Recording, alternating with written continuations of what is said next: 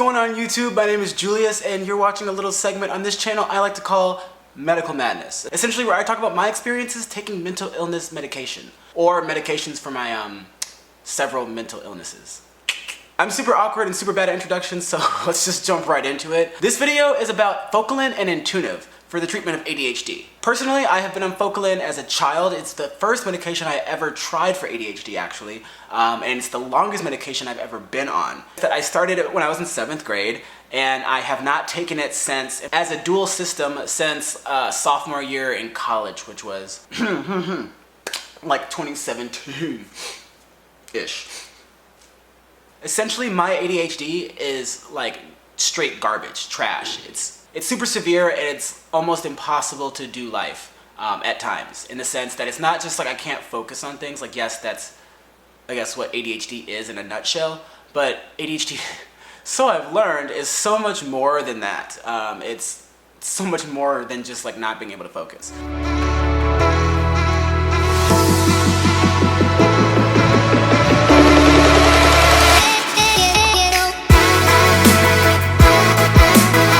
So, Focalin and Intuniv. I tried so many different medications for ADHD that are used to treat ADHD that a lot of them just like did not work at all. Like Ritalin felt like nothing. And then, you know, it's always worth it trying again. I've done that with certain medications, but then my mind went back to Focalin and Intuniv. I started thinking back to like the very early days of being mentally ill or disabled, whatever the fuck you want to call it. And I remembered so much about it. The two biggest things I remember about taking Focalin and Intuniv was, number one, it worked, and number two, I don't remember any side effects. And sure, there might have been some side effects, the normal side effects that you experience with taking medicine. If you don't eat, you might feel nauseous. If you, like, I don't know, like, I think I remember a few little hiccups, mind you. This is always when I was around 12 and 13 years old. But I don't remember anything being a big issue in the sense that, like, with lithium, I had to go to the hospital a few times because I was like dying. And with, let's see what some of the other ones, I was fucked up with side effects. Like, I had to seek medical attention for side effects. With Focalin and Intuniv, I don't even remember. I think I was actually asked, have you been experiencing this? And I was like, oh, that's where that's from. Okay. Because it just wasn't like a big deal. Maybe it's because of my age, maybe not, I don't know. While I took Focalin and Intuniv together as a combination to treat my ADHD, I'm gonna talk about them separately at first, and then we're gonna bring it back together and talk about what they do together. So Focalin first. So what is Focalin? Focalin, actually, to my surprise, because it just does not feel like Adderall, I'll get into that later, but it's a stimulant. It's a central nervous stimulant. Specifically, the main chemical component, from my understanding, is dextamethamphetamidate, or methamphetamidate, is dextamethamphetamidate. And the dexa, or is it dexa? Methamphetamidate. It's the main component, actually. Methamphetamidate by itself, I believe, is Ritalin. Dexmethamphetamidate is Focalin. The dex here is important though, so it's dexmethamphetamidate. That is what Focalin essentially is. That's the main component within Focalin. And it comes from the general class of methamphetamidates. That's the chemical structure, and then from that you can get more specific, or rather, my understanding of it is that you can actually get 4 different components of methamphetamidate can be created. And according to some people, it's not actually good to have all 4 components of the methamphetamidates within your body, or they don't help people with ADHD. There's only one isomer that helps people with ADHD, and that's the dexmethamphetamidate, which is what Focalin is. So when looking at the delivery system, they've noticed that because it only has that one isomer, it makes Focalin a lot more effective, a lot more potent, and I guess just more efficient within the body, and just in terms of how it acts on the brain within our neurotransmitters. There's Ritalin, or methamphetamidates, there's Focalin, which we're talking about right now, which is the dexmethamphetamidates, and then there's amphetamines, which is like Adderall. There's other ADHD medications out there. That's just kind of those are the ones I've been on that are stimulants, so there you go. Those are the ones, I think, those are like the biggest ones in general. Even Vyvanse is a stimulant. It's a different type of acting stimulant. It acts slower on the body, but it's a stimulant. So going off the idea that it's still a stimulant, and we're back to Focalin now. Focalin still being a stimulant, just like Adderall, just like Vyvanse, just like Ritalin, it's still a stimulant. So I do remember when especially having taken it at a very young age, I remember feeling it was a stimulant. This was completely lost to me until the other day, and I was like, wow, yeah, I do remember that bitch used to be woo, they used to work. But it's a little bit different in terms of like how it feels in the body. And by that, I mean, I think the best analogy to give is I was on Focalin extended release, number one. So I believe I was looking up the pictures of the little pills because I couldn't exactly remember. Apparently my ADHD is bad because we were on 40 milligrams of fucking Focalin a day. So I was on Focalin XR, 40 milligrams a day. It was supposed to last, I believe, 12 hours, but didn't last 12 hours because I remember this very specifically. And I can check myself on it because school and like my schedule allowed me to do this. So waking up in the morning, school, high school, middle school, whatever, they started at 8 a.m. So I know that I took it before 8 a.m., probably around like a 6:45 time frame. And I didn't feel the bitch until like 10 a.m. Like I felt it in the sense that I knew I was coming up on it. But as a kid, I'm not thinking about drugs in that way. Like there is no come up. I'm also not thinking about drugs that way now at all. Totally not. What's a come up? I have no idea. But essentially it's like Adderall, you feel right away. Not right away, but you feel within the first hour. At least I do personally. Focalin, not so much. They say you do, but I didn't really feel it, like feel it, at least for like 2 hours. But the difference is that while these other drugs, I'm not sure about Vyvanse exactly, but Ritalin, Adderall, 4 to 5 hours is like how they last. Focalin lasted me all day. I'm not gonna say it lasted me 12 hours, but it lasted me until, if I took it at like 6:45, 7, it would last me a whole entire school day. So I wouldn't start to feel it diminish in my body until about 3:30, 4. And that's when I could actually feel myself coming down, like off of the Focalin. It was like a very gradual process, but I still felt it. Actually, now that I think about it with Adderall, Ritalin, I don't really feel it coming down or coming up. It's kind of just like, boom, it hits you and it's like, okay. And there is no, like Focalin, it feels like a tingly feeling, if that makes sense. Or it probably doesn't make sense. You're probably like, bitch, what the fuck? But no, it does. It's kind of like you take it and you forget that you take it because it was like 2-3 hours ago, and then like you're kind of just like, I feel kind of weird, like little like, you know, dopamine going, because that's what it does. It works on dopamine. That's also the biggest difference between Focalin and Adderall, from my understanding, is that Focalin works on dopamine, whereas Adderall works on serotonin. Think of it this way: you have two cars, right? 0 to 100 miles per hour. One car has a sport mode or turbo mode or whatever fucking mode you want to call it that allows it, I'm not sure if most cars have that. I have a sport mode in my car. It allows you to go 0 to 100 much faster than the car that's imaginarily right here. Anyway, both cars can go to 100 miles per hour. They can both do 100 miles per hour. They can do the same amount of speed. But this car on the left, or to your right, I don't really know, the car right fucking here, that's not really here, the one that's in sport mode can go 0 to 100 like in 2 seconds. The one over here can't. So I kind of think of that as being the difference. Like the Adderall one, they're both gonna give you the same feeling. At least maybe not the same feeling, but they're both gonna go 100 miles per hour. This one's just gonna go 100 miles per hour a lot faster, or get to 100 miles per hour a lot faster than this car. And that's the biggest difference I remember in this. Focalin though, actually I did have to get a re-up, sometimes as needed, completely as needed. I was given not another capsule, because the 40 milligrams are capsules. I was given another tablet at times to take like at the end of school. If I had lots of schoolwork to do, if I had a swim meet, if I had a debate, sometimes that 40 milligrams still was not enough. Which now looking back on all of this, it's like, well, maybe my ADHD was just that severe, like as a kid, and maybe that's why we're so messed up now. We have no ADHD medication, plus like we were on very high dosages for Focalin. That's crazy. So why did we stop taking it? I was on and off of it basically from 7th grade up until my sophomore year of college. Primarily in high school, I was on it more consistently. And then at the end of high school, it like stopped working, y'all. And a lot of the research talks about how, you know, it's only prescribed, it's only like recommended, it's only formally prescribed or it's made for fucking kids, y'all. It's like kid speed. And I think that's because of the way it's tolerated. It's just tolerated better.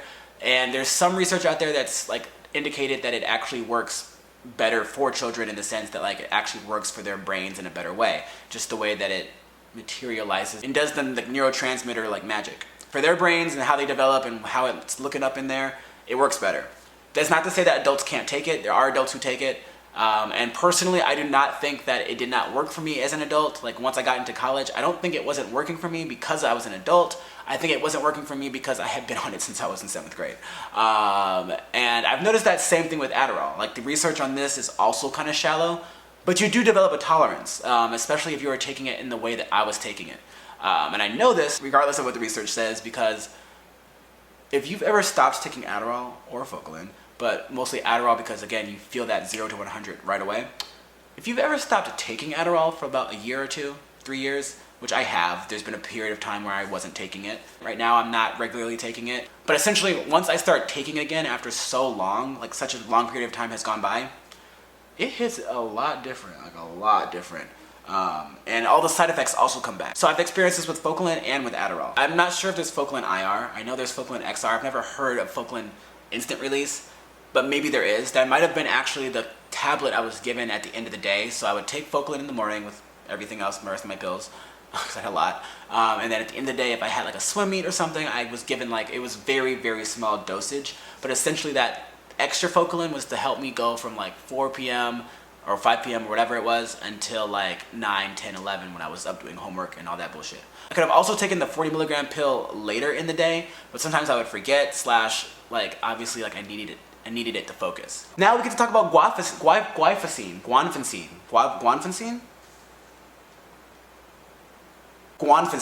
That's what it's, I think that's how you pronounce it. Anyway, that's Intuniv, essentially. Guanfacine, even though the internet sometimes labels it as a stimulant, as far as I know, it is not a stimulant. And that's the whole fucking point. Guanfacine is a non-stimulant drug that's used to treat, it's guanfacine, that's what the drug is. But it's used to treat ADHD, and more commonly it's used as an adjunct to Focalin within like how it's prescribed. Again, not only being prescribed for adolescents, but being very big in adolescents within kids. Because it's not a stimulant, kids, you know, we really should not be putting 6-year-olds, because they do this, on like meth. Methamphetamines. Sorry, dexmethamphetamines. From what I've read, it does not focus on serotonin or dopamine or any of that. It actually focuses on adrenaline. And by focusing on adrenaline, it helps to calm the nervous system, or calm wherever the fuck adrenaline goes. It calms the body, it smooths the spirit, and it makes you less impulsive, essentially.